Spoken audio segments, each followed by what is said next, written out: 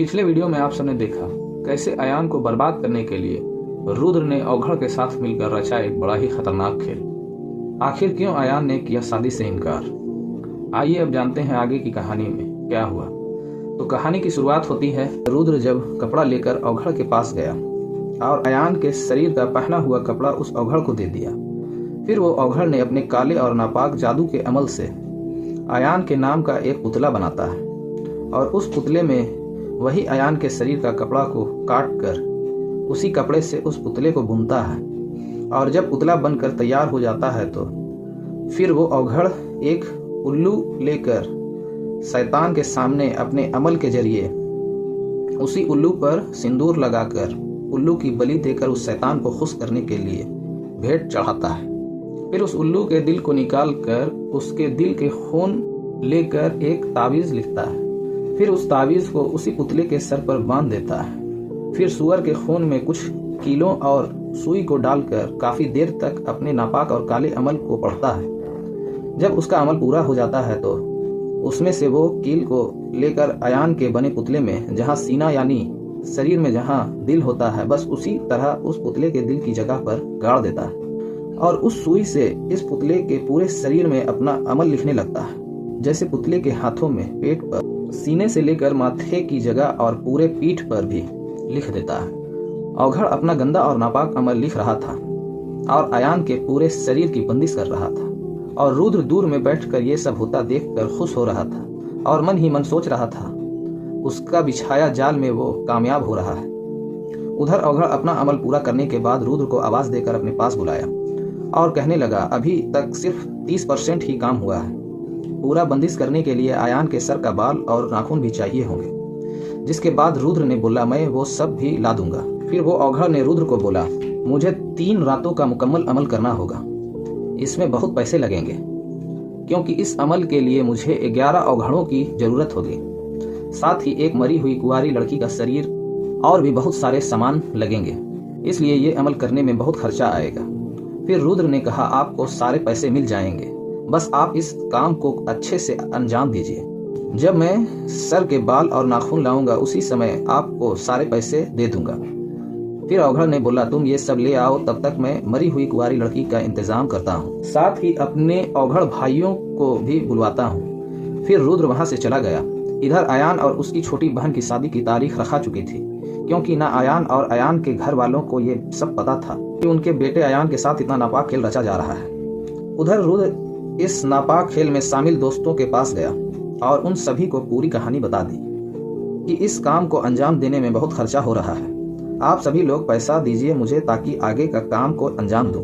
सभी ने मिलाकर पैसे दे दिए और उसमें से एक शख्स ने बोला, जो नेता था, वो बोला कि अयान को सिर्फ बर्बाद ही नहीं बल्कि साथ ही साथ उसकी जान का भी सौदा कर, यानी अयान से हम लोग फायदा उठाकर उसे बर्बाद करेंगे, फिर उसको मार डालेंगे। तभी उस बैठक में शामिल और लोग जान लेने वाली बात से थोड़ा डर गए। तभी रुद्र ने उन्हें डरता देख समझाया कि डरो मत, मैं ये सब काम उसी अवघड़ के जरिए करवाऊंगा और उस लड़के को तड़प तड़प कर मरने के लिए छोड़ दूंगा। उस अयान को ऐसा कर दूंगा कि उसके अपने घर वाले, उसके परिवार के लोग ही अपने बेटे पर थूकेंगे। इतना उसको सभी के नजरों में गिरा दूंगा कि कोई उससे ना पसंद करेगा ना कोई उसको पूछेगा। तब जाएगी उसकी जान, जिससे उसके घर वालों को कोई फर्क नहीं पड़ेगा कि उनका बेटा जिंदा है या मर रहा। उल्टा उसके परिवार वाले खुश होंगे। इतना बड़ा बोझ उनके सर से हल्का हो गया। तभी वहां मौजूद सारे लोग खुश होते हैं। फिर जब एक दिन अयान अपने दुकान पर था तो रुद्र अयान के पास आया और अयान के बगल में बैठ गया। जब दुकान से ग्राहक खाली हुए तभी रुद्र ने एक कैंची निकाली और अयान के बाल काटे। फिर अयान के नाखूनों को काटा। अयान ये सब होता देख रहा था लेकिन वो कुछ कर नहीं सकता था क्योंकि अयान तो पहले से ही रुद्र के बस में था। फिर रुद्र अयान के सर के बाल और नाखून को लेकर उसी शमशान घाट में उस अवघड़ के पास गया। उसे बाल और नाखून दे दिए, साथ ही उसे खर्चा के लिए पैसे भी दे दिया और बोला, अघोरी महाराज, मैं उस लड़के को बर्बाद के साथ साथ उसको मार डालना भी चाहता हूँ, लेकिन उसे ऐसी मौत दीजिएगा जिससे सिर्फ अयान को ही तकलीफ हो और वो किसी से अपने दर्द के बारे में बोल भी ना सके। ऐसा करना है कि वो घुट घुट कर मरे। उसे इतना तड़पना चाहिए कि किसी को उसके दर्द से फर्क भी ना पड़े। और हुआ भी कुछ ऐसा ही। वो मैं आगे की कहानी में बताऊंगा। फिर रुद्र को जैसा करवाना था वो सारा कुछ बताकर चला गया। फिर जब रात हुई तो 11 औघड़ मिलकर अपनी नापाक और काले अमल को अंजाम देने लगे। सबसे पहले सर के बाल को उस बने पुतले के सर पे पतले तार के जरिए बांधा गया।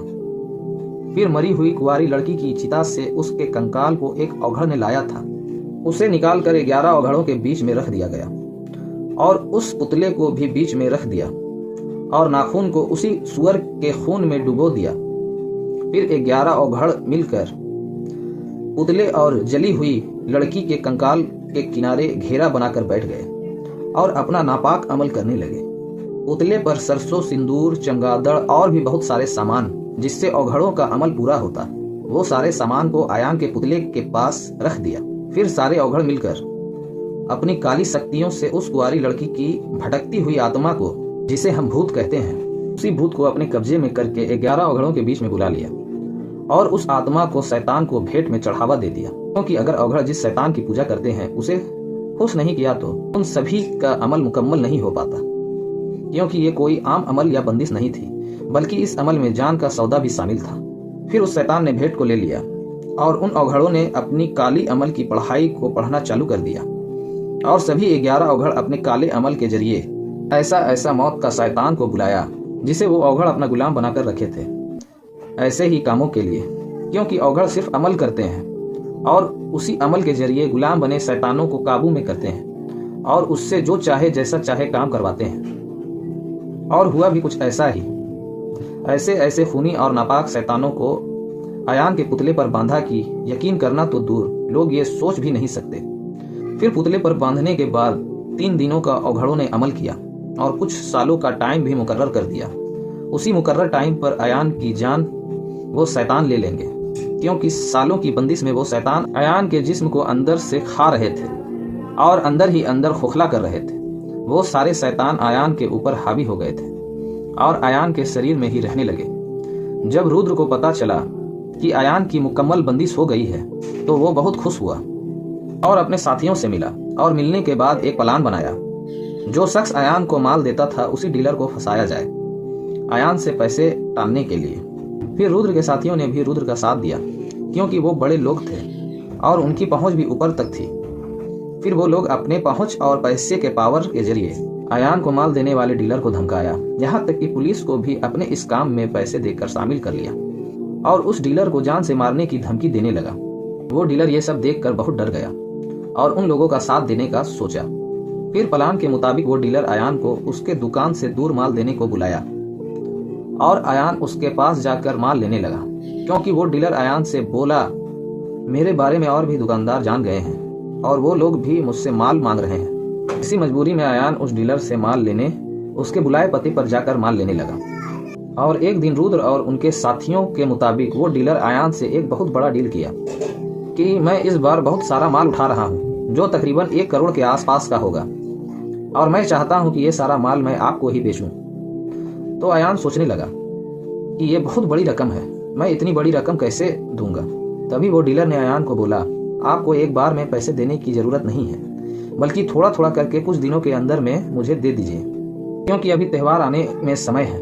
तब तक आप पैसे का इंतजाम में लग जाइए, लेकिन हाँ, मुझे सारे पैसे कैश में ही चाहिए और आपको भी इतने बड़े डील में मुनाफा भी बड़ा होगा। फिर आयान वहां से अपने दुकान पर आ गया और सोचने लगा और पैसे का इंतजाम करने लगा, क्योंकि आयान की मार्केट में अच्छी पकड़ और पहचान हो गई थी।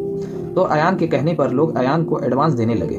कुछ दुकानदारों ने एडवांस दिया तो कुछ और लोगों का भी पैसा था और कुछ पैसे आयान ने ब्याज पर भी ले लिए और अपनी जमा पूंजी को भी आयान ने बैंकों से निकाल लिया, बिना घर में किसी को कुछ बताए।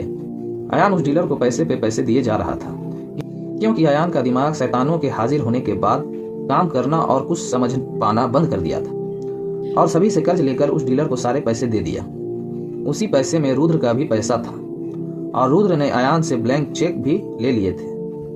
आयान जिससे भी कर्जा लेता गारंटी के तौर पर अपना चेक देता था और आयान जो पैसा वो डीलर को दे रहा था उसका कोई भी प्रूफ नहीं था, क्योंकि आयान का दिमाग काम करना बंद कर दिया था और सिर्फ उसको वही नजर आ रहा था कि पैसे कमाने का मौका मिला है। फिर एक दिन जब आयान को हल्दी लगने वाली थी और शादी के सिर्फ 3 दिन ही बचे थे, तभी उस डीलर ने अयान को फोन करके सारा माल लेने को अकेले में बुलाया। अयान का दिमाग तो पहले ही खत्म हो गया था। वो परिवार में किसी को बिना बताए रात के वक्त माल लेने सुनसान जगह पर पहुंच गया और वहां पर अयान को उस डीलर ने कुछ माल दिया और बोला बाकी के माल में थोड़ा लेट हो रहा है, 1-2 दिन में पूरा माल मिल जाएगा। फिर अयान वो माल लेकर थोड़ा सा आगे बढ़ा ही था कि रुद्र के 10-12 गुंडों ने अयान को घेर लिया और सभी गुंडों के पास बंदूक था और अयान को धमकाने लगे। फिर अयान जब उन गुंडों से लड़ना चाहा तभी एक गुंडे ने बंदूक के पिछले वाले हिस्से से अयान के पीठ पर वार किया और 2-3 बार वार करने के बाद अयान नीचे बैठ गया। फिर वो लोग अयान को जान से मार देने की धमकी देने लगे और अयान से उसका फोन लॉक खोल कर मांगा। फिर अयान ने जब फोन गुंडों को दिया तो उस फोन से उस डीलर की फोटो और डीलर का नंबर और उस डीलर का पता जो उस फोन में मौजूद था सबको डिलीट करके अयान को वापस दे दिया और अयान को भागने को बोलकर अयान से सारा माल लेकर अयान को भगा दिया, क्योंकि अयान को सिर्फ ये लगे कि अयान का पूरा माल लुटा गया है। फिर अयान कुछ दूर आया ही था कि रुद्र ने अयान को फोन किया और अयान ने रुद्र को अपना हमदर्द समझकर रुद्र से सारी लूट की घटी घटना को बता दिया। फिर अयान को रुद्र ने बोला तुम वहीं कहीं किनारे में रुको, मैं तुम्हारे पास आता हूँ। फिर रुद्र कार लेकर पहुंचा और अयान को अपनी कार में बैठा लिया और अयान को घर लाने लगा। फिर अयान को कुछ दूर पहले ही कार से उतार कर चला गया। तब तक मार्केट में खुद रुद्र ने ही हल्ला कर दिया था कि अयान के साथ कुछ हुआ है। फिर अयान के घर वाले भी पहुंच गए और अयान को घर लेकर आए। इधर अयान की हालत बहुत खराब होती जा रही थी, क्योंकि अवघड़ों का भेजा हुआ शैतान पूरा अयान पर हावी होकर अंदर ही अंदर अयान को बिल्कुल कमजोर करता जा रहा था। और अयान को जब उसके घर लेकर आए तो अयान बेहोश पर बेहोश होने लगा और अपने साथ घटी घटना को अपने परिवार वालों को बताया, कैसे उसका सारा माल लुटा गया है, जो अयान को ऐसा लग रहा था। लेकिन यहाँ तो बात सिर्फ इतना ही नहीं था, क्योंकि बीते कुछ दिनों पहले से अयान के साथ क्या क्या हो रहा था ये कोई नहीं जान सका और किसी ने जानने की कोशिश भी नहीं की। सबको बस यही लग रहा था कि अयान के साथ जो लूट की घटना हुई है उसी से अयान को सदमा लगा है और अयान बार बार बेहोश हो जा रहा है। उधर मार्केट के जितने भी लोग अयान को पैसे दिए थे सभी को अयान के साथ लूट की घटना होने की बात पता हो गई और सभी लोग अयान के घर पैसे मांगने आने लगे। एक पल में ही सब अयान के खिलाफ हो गए, जो एक समय अयान के पीछे भागते थे माल के लिए। और जब अयान की बर्बादी का सुने तो अयान के घर अपने पैसे को मांगने आने लगे और बुरा भला कहने लगे। उधर अयान के वालिद जो बहुत नेक और सीधे थे उन्होंने सभी का सामना करते हुए अयान की सारी पैसे की परेशानी अपने ऊपर ले लिए कि मैं दूंगा सभी को पैसा। बेचारे अयान के वालिद को भी पूरी बात नहीं पता थी कि अयान का लिया हुआ पैसे का कर्ज इतना बड़ा है। जब धीरे धीरे अयान के वालिद को पता होने लगा, लोग अपना अपना पैसा लेने आने लगे और बताने लगे कि मेरा इतना रकम है, कोई बोलता मेरा इतना है, जिससे सुनकर अयान के वालिद के पैरों के तले जमीन ही खिसक गई और मन ही मन सोचने लगे, मेरे बेटे अयान ने ऐसा कैसे कर दिया, वो भी मुझे बिना बताए, जबकि मैं अपने बड़े बेटे अयान पर फख्र करता था और साथ ही साथ नाज भी करता था और उसी ने अपने इस बाप को बर्बाद कर दिया और साथ ही अपने पूरे परिवार को भी रास्ते पर ला दिया। अब अयान के बारे में सारे लोग का नजरिया ही बदल गया। सभी लोग अयान को बुरा भला कहने लगे और कोसने लगे। पल भर में अपने घर में शेर की तरह शान से रहने वाला अयान सबकी नजरों में इतना गिर गया कि सब उसे बहुत कुछ बोलने लगे। जिन छोटे भाइयों की हिम्मत नहीं होती थी अयान को उल्टा सीधा बोलने की, अब हर कोई कुछ भी बोल देता था। यहाँ तक कुछ ने ये तक कह देने लगे थे कि बड़ा भाई होने से ना होना ही अच्छा था। अयान अपने छोटे भाइयों की बात सुनकर रोता और घुटने लगा था। जो शख्स अल्लाह के सिवा किसी के सामने ना रोया हो और ना डरा हो, अब हर किसी के बुरे बर्ताव की वजह से अयान रोता रहता और अंदर ही अंदर घुट घुट कर टूट गया। एक तो अवघड़ों का भेजा शैतान ने पहले से ही अयान को अंदर से कमजोर करने लगे थे और ये सब के बाद अयान जिंदा लाश की तरह रहने लगा। ना किसी से कुछ बोलता, ना बातें करता, सिर्फ रोता रहता। जैसा अयान के दुश्मन चाह रहे थे वैसा ही सब हो रहा था। अयान सभी की नजरों में इतना गिर गया था कि कोई उसके तरफ देखता भी नहीं था। ना अयान के परिवार अयान को कुछ समझते थे और अब रिश्तेदारों ने भी अयान से और अयान के चलते अयान के परिवार से भी नाता कम कर लिया था, क्योंकि पैसा ही सब कुछ होता है। पैसा है तो सारे रिश्तेदार भी आपके हैं और पैसा नहीं तो कुछ भी नहीं। अब ऐसे में अयान को बस एक रास्ता नजर आ रहा था कि वह अपनी जान दे दे। जैसे ही अयान छत से कूदकर अपनी जान देने जा रहा था, तभी उसके वालिद ने उसे देख कर रोका और बोला, कल तुम्हारी शादी है और तुम ये क्या कर रहे हो? तभी अयान ने बोला, नहीं, मुझे कोई शादी नहीं करनी, मैं अपने साथ किसी और की जिंदगी को भी बर्बाद नहीं कर सकता।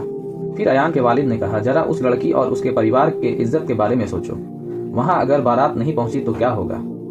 उनकी कितनी बदनामी होगी। किसी तरह से अयान को समझाकर उसकी बारात ले गए। बारात में सबके चेहरे उतरे हुए थे, कोई खुश नहीं था। वहां लड़की वालों के घर में भी सभी इस बात से अनजान थे कि अयान के साथ क्या हुआ है। फिर इसी हालत में अयान की शादी हुई और उसके बाद अयान की छोटी बहन का बारात आया। लेकिन शादी की कोई खुशी नहीं थी किसी को भी, क्योंकि सारे लोग अयान की इतनी बड़ी किए हुए गलती का सजा पूरा परिवार भुगत रहा था, क्योंकि अयान ने ऐसा गुनाह कर दिया था जिसकी माफी नहीं थी।